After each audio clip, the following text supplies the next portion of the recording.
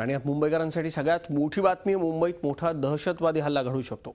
हो मुंबईकरांनो, आपण सावध राहा, सजग राहा। मुंबई पोलिसांच्या गुप्तचर विभागाने एक हाय अलर्ट जारी केलाय। 15 ऑगस्ट पूर्वी मुंबईत दहशतवादी हल्ला होण्याची शक्यता आहे। 4 जुलै ते 2 ऑगस्ट या काळात रिमोट कंट्रोल ड्रोन किंवा हवाई क्षेपणास्त्रांच्या माध्यमातून हा हल्ला होऊ शकतो अशी भीती आहे। पॅराग्लायडिंग आणि रिमोट कंट्रोल मायक्रोलाइट एअरक्राफ्टचा वापरही दहशतवादी करू शकतात असा धोक्याचा इशारा मुंबई पोलिसांनी दिला। या पार्श्वभूमीवर मुंबईत पॅराग्लायडिंग आणि ड्रोनच्या उड्डाणावर बंदी घालण्यात आली आहे।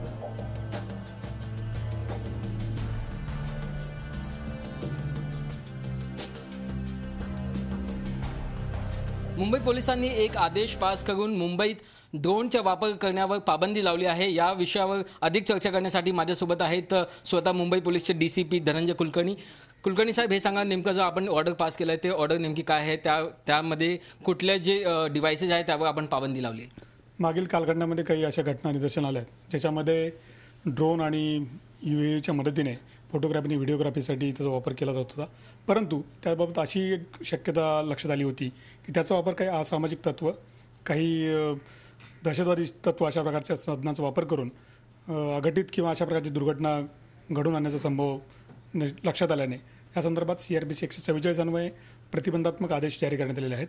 आणि त्याचं जर अशा प्रकारे कोणी उल्लंघन केलं तर IPCच्या कलम 188 अन्वये त्यांच्यावर गुन्हा दाखल करून कारवाई करण्यात येईल। सर, स्पेसिफिक सांगा की म्हणजे ड्रोनच्या व्यतिरिक्त अजून कुठले डिव्हाइसेस आहेत ज्यावर ही पाबंदी लावली गेली? ड्रोन आहे, पॅराशूट आहे, त्याचबरोबर पॅराग्लायडिंगसारखे जे इक्विपमेंट आहे ज्याच्या मदतीनं अशा प्रकारे हल्ला होऊ शकतो किंवा अशा प्रकारची घटना होऊ शकते।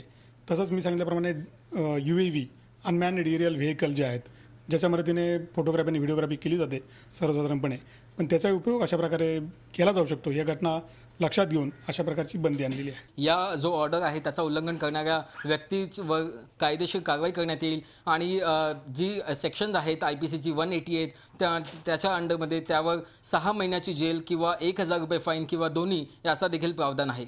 कॅमेरा पर्सन अमित गिरीसह राकेश त्रिवेदी, झी मीडिया, मुंबई।